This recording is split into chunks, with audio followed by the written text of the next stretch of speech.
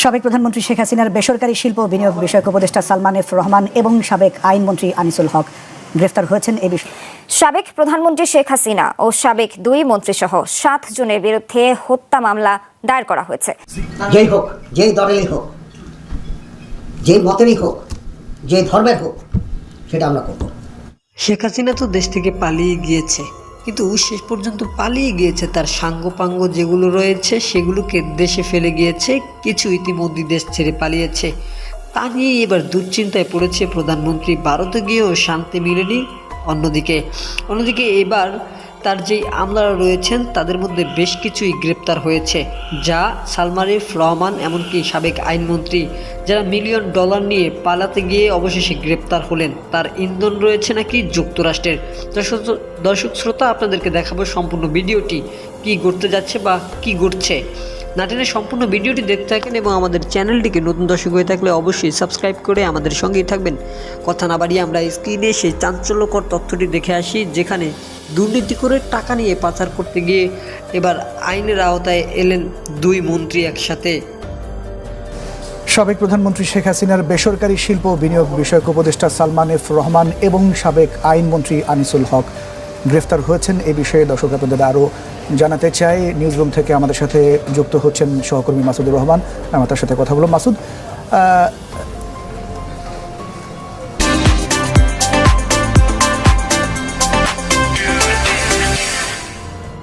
আশা করি শুনছেন মাসুদ। ঠিক কখন তাদের দুজনকে গ্রেফতার করা হলো এবং কোথা থেকে আসলে তারা গ্রেফতার হলেন? আমরা আসলে এখন থেকে ঠিক 5 মিনিট আগে আমরা জানতে পেরেছি যে সাবেক প্রধানমন্ত্রী শেখ হাসিনার বেসরকারি শিল্প ও বিনিয়োগ বিষয়ক উপদেষ্টা যিনি ছিলেন, যাকে বলা হয় বাংলাদেশের অর্থনীতি যিনি নিয়ন্ত্রণ করতেন, ব্যবসায়ীদের নিয়ন্ত্রণ করতেন, সেই সালমান এফ রহমান এবং সাবেক আইনমন্ত্রী যিনি বাংলাদেশের সবচেয়ে বেশি সময় ধরে আইনমন্ত্রীর দায়িত্ব পালন করেছিলেন, সেই আনিসুল হক, এই দুজনকে গ্রেফতার করা হয়েছে বলে আমরা জানতে পেরেছি। আমরা জানতে পেরেছি দুটো সূত্র থেকে। একটা সূত্র বলছে যে তারা সাতক্ষীরার বুমরাহ সীমান্ত থেকে গ্রেফতার করা হয়েছে। আরেকটি সূত্র ঢাকা মেট্রোপলিটন পুলিশ কমিশনার সূত্রে আমাদেরকে যেটা জানানো হয়েছে সেটি হলো যে নৌপথ দিয়ে পালানোর সময় এই দুজনকে সদরঘাট থেকে গ্রেফতার করা হয়েছে। দুটি সূত্র দুই দিক থেকে বলা হয়েছে। তবে যেহেতু ডিএমপি কমিশনার আমাদেরকে সবশেষ জানিয়েছেন যে এই দুজনকে গ্রেফতার করা হয়েছে, সেই বিষয়টি আপাতত সেই সূত্রটি আমরা নিশ্চিত করে আমরা আমাদের ব্রেকিংটি নিশ্চিত হয়ে ছাড়ি। আর এই দুজনের বিষয়ে যদি আমরা বলতে চাই, দেশের অর্থনীতি বিষয়ে গেল 15-16 বছরে সালমান এফ রহমান যে ভূমিকা রাখতেন সেসব বিষয়ে সবগুলো বিষয় এখানে জড়িয়ে আসবে। তবে এখন পর্যন্ত স্পেসিফিক কোন বিষয়ে তাদেরকে গ্রেপ্তার করা হয়েছে অথবা কোন মামলায় গ্রেপ্তার করা হয়েছে সেটি এখন পর্যন্ত পুলিশের পক্ষ থেকে নিশ্চয়তা দেওয়া হয়নি এবং পুলিশ আমাদেরকে সেটি কনফার্মও করেনি। তবে এতটুকু নিশ্চয়তা দিয়েছে তারা যে এই দুজনকে গ্রেপ্তার করা হয়েছে যারা কিনা সদরঘাট দিয়ে তারা পালাতে চেয়েছিলেন বলে পুলিশ সূত্র বলছে।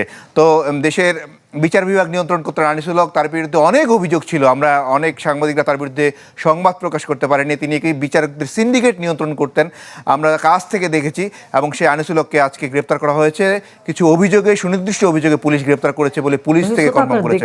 আর সালমান এফ রহমানের বিষয়ে যদি আমরা বলি, তিনি দেশের বেশি বাণিজ্য বিভাগে যিনি মাফিয়া বলা হয় সেটি তিনি নিয়ন্ত্রণ করতেন, তাকেও গ্রেপ্তার করা হয়েছে। সব মিলিয়ে আমরা হয়তো পরের সংবাদে আপনাকে জানাতে পারবো যে কোন দুটি মামলা তাকে গ্রেপ্তার করা হয়েছে। কোথায় তাদেরকে নিয়ে যাওয়া হচ্ছে সেটা নিশ্চয়ই পরবর্তী বুলেটিনের মাধ্যমে জানাতে চেষ্টা করব। দর্শক, সাবেক প্রধানমন্ত্রী শেখ হাসিনার বেসরকারি শিল্প ও বিনিয়োগ বিষয়ক উপদেষ্টা সালমান এফ রহমান এবং সাবেক আইনমন্ত্রী আনিসুল হক, এই দুজনকে গ্রেফতার করা হয়েছে। আমাদের সহকর্মী মাসুদুর রহমান এ বিষয়ে জানাচ্ছিলেন। সাবেক প্রধানমন্ত্রী শেখ হাসিনা ও সাবেক 2 মন্ত্রীসহ 7 জনের বিরুদ্ধে হত্যা মামলা দায়ের করা হয়েছে। সিলন ফ্যামিলি ব্লেন্ডের কড়া লিকার আর সতেজ সাদের পারফেক্ট ব্লেন্ডে স্বপ্নেরা মিলুক টানা। আজ ঢাকার চিফ মেট্রোপলিটন ম্যাজিস্ট্রেট আদালতে মামলার শুনানি অনুষ্ঠিত হয়। মেট্রোপলিটন ম্যাজিস্ট্রেট রাজেশ চৌধুরীর আদালতে এর শুনানি হয়েছে, যার রায় পরে দেয়া হবে। আদালত সূত্রে জানা গেছে, সাবেক প্রধানমন্ত্রী ছাড়াও সাবেক সেতুমন্ত্রী ও আওয়ামী লীগের সাধারণ সম্পাদক ওবায়দুল কাদের, সাবেক স্বরাষ্ট্রমন্ত্রী আসাদুজ্জামান খান কামাল, পুলিশের সাবেক মহাপরিদর্শক চৌধুরী আব্দুল্লাহ আল মামুন, যুগ্ম কমিশনার বিপ্লব কুমার সরকার, অতিরিক্ত কমিশনার হারুনুর রশিদ ও ডিএমপি কমিশনার হাবিবুর রহমানকে আসামি করা হয়েছে। এছাড়া অজ্ঞাতনামা পুলিশ কর্মকর্তা ও সদস্য এবং তৎকালীন সরকারের ঊর্ধ্বতন কর্মকর্তাদের অজ্ঞাতনামা হিসেবে মামলায় আসামি করা হয়েছে। গত 5 আগস্ট শেখ হাসিনা প্রধানমন্ত্রীর দায়িত্ব থেকে পদত্যাগ করার পর এই প্রথম তার বিরুদ্ধে কোনো মামলা হলো। মামলার বাদী হয়েছেন আদাবর এলাকার বাসিন্দা ব্যবসায়ী এস.এম. আমির হামজা সাথী। তিনি একজন সচেতন নাগরিক হিসেবে নিরীহ নাগরিক হত্যার বিচার চেয়ে এই মামলা করেছেন। উনি হচ্ছেন আবু সাহেব। উনি একজন রিক্সা চালক ছিলেন, পরবর্তীতে মুদি দোকানি। উনি 19 তারিখ বিকেলবেলা মাথায় গুলি খেয়ে মারা যান বসিলা 40 ফিট রোডে। তো আমরা পরবর্তীতে খোঁজ নিয়ে জানতে পারি এই ফ্যামিলিটা খুবই অসহায়, তাদের বাড়িতে খাওয়ার চাল পর্যন্ত নাই। এরকম পরিপ্রেক্ষিতে এই হত্যার তো কোনো বিচার হওয়ার সুযোগ নাই, বিকজ কেউ এখানে বাদী হয়ে মামলা করছে না। তারপরে আমি বিবেকের তাড়নায় এই আবু সাহেবকে নিয়ে কোর্টে আসার সিদ্ধান্ত নিই এবং আজকে আমি শেখ হাসিনা, ওবায়দুল কাদের, তারপরে ডিএমপি কমিশনার, পুলিশের সাবেক আইজিপি, পুলিশের সাবেক ডিসি এবং ডিসি উত্তর, ডিসি দক্ষিণ, ডিসিডিবি এদের বিপক্ষে হত্যা মামলা দায়ের করেছি কোর্টে। এটার জন্য আদেশ পেন্ডিং আছে। আমরা এই মুহূর্তে অপেক্ষা করছি, আদেশের পরে আমরা পরবর্তী সিদ্ধান্ত নেব। বাংলাদেশ দীর্ঘদিন থেকে ভারতে খপ্পরে ছিল।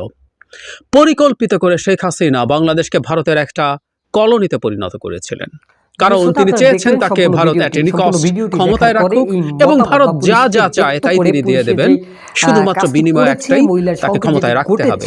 এত নোংরা, এত বাজেভাবে দাসত্ব বাংলাদেশের ইতিহাসে কোনো সরকার ভারতের এভাবে দাসত্ব করেনি, এমনকি আওয়ামী লীগের প্রিভিয়াস সরকারগুলো এরকম কিছু করেনি।